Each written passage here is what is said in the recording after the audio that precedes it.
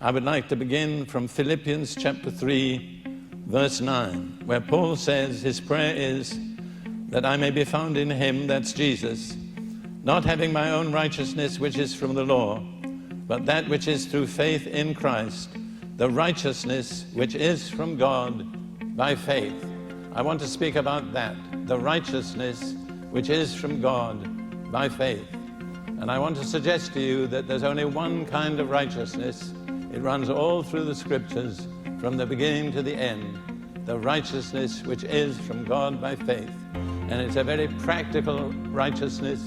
It's not a religious kind of righteousness. It's not sentimental. It is down to earth.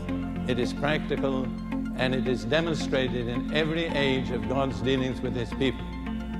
And I want to take you briefly through the various main ages of God's dealing. I want to start with what we would call the patriarchs. And I want to go to the book of Job.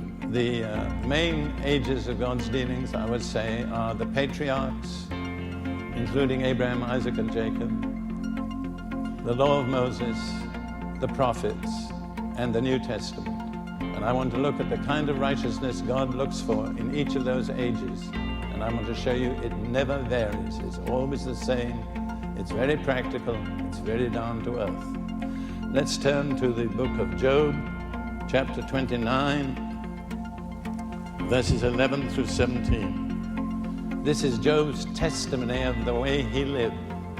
And God himself bore testimony to Job that he was a righteous man.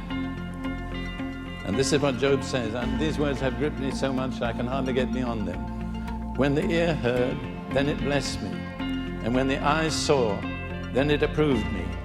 Because I delivered the poor who cried out, and the fatherless, and him who had no helper. The blessing of a perishing man came upon me, and I caused the widow's heart to sing for joy. I put on righteousness, and it clothed me. My justice was like a robe and a turban. I was eyes to the blind, and I was feet to the lame. I was a father to the poor, and I searched out the case that I did not know. Isn't it remarkable that Job's righteousness was not his own? There is no kind of self-righteousness anywhere in the Bible.